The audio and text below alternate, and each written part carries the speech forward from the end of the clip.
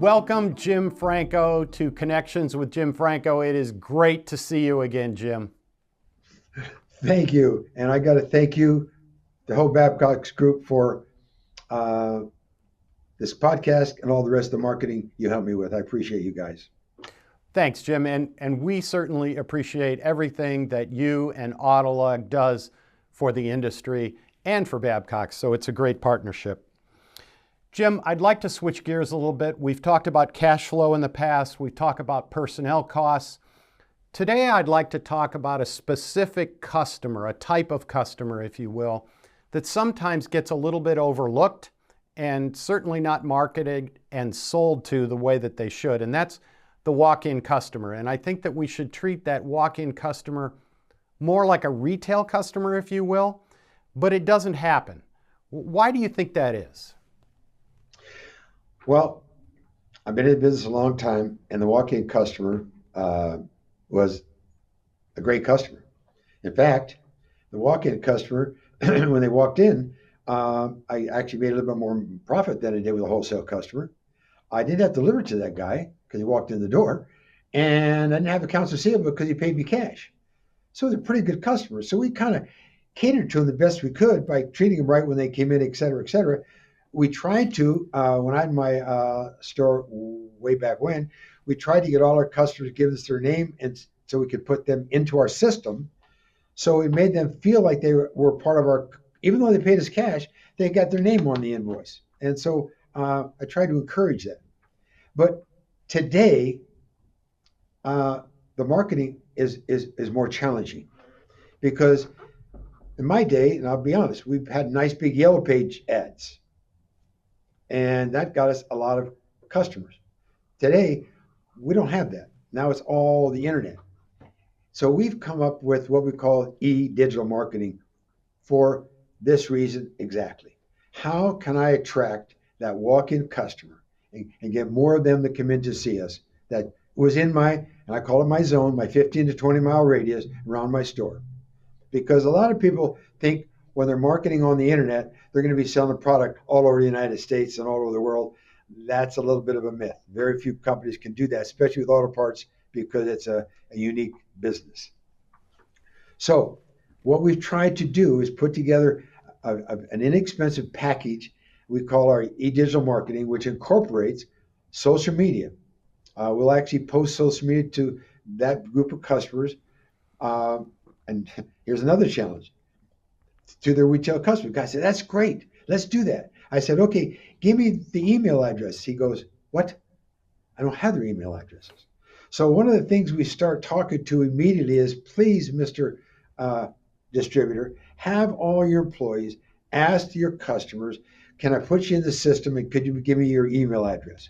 And just start adding that to your, so you get a base to start marketing to customers you really want to come back again because they're good customers and they're in your area.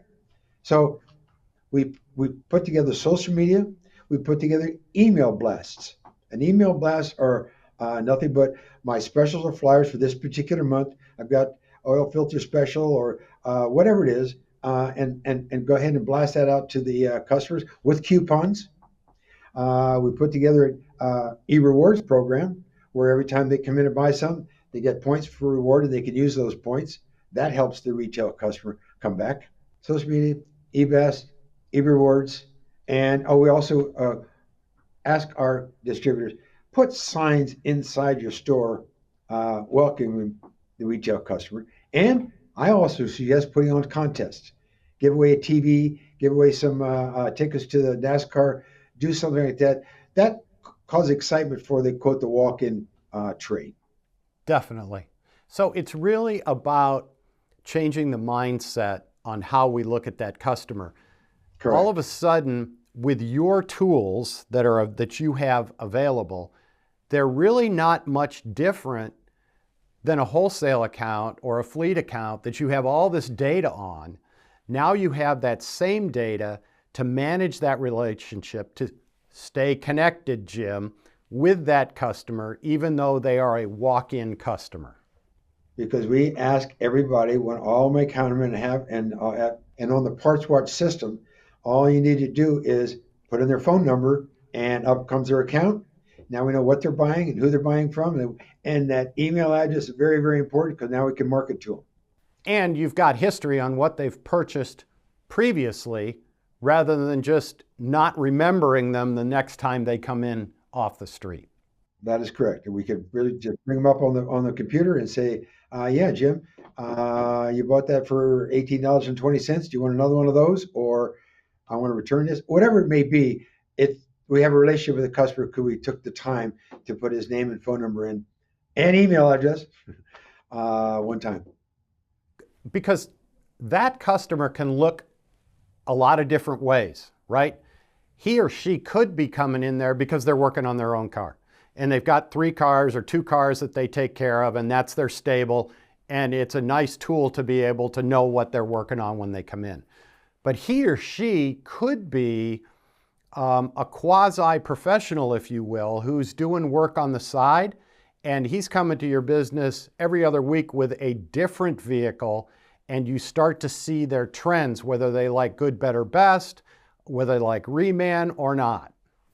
We used to call that the shady tree mechanic, right? I didn't want to say that. Shady tree, because that's old school. But yes, we have a lot of guys that help their friends work on cars, or they have to have a little bit of a side job because they like cars and they know how to work on them, and they've established a relationship with you because now they get parts at a good price and also good information, knowledge. Because most auto parts store guys are pretty smart on their phone and have all access to how to repair that car and what they need next, and also items and tools to, especially tools to service whatever they need on that car.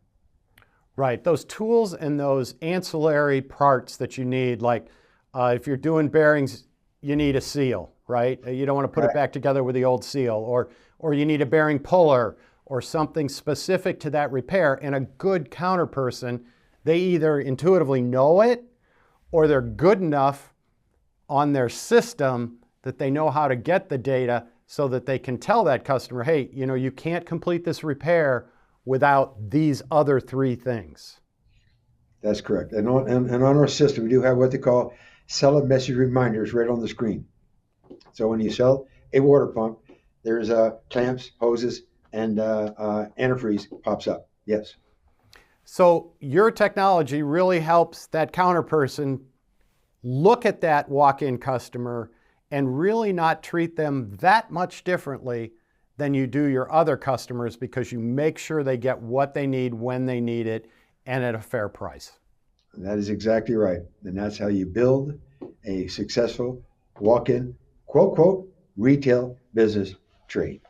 There you go. And all helped by technology. I love technology.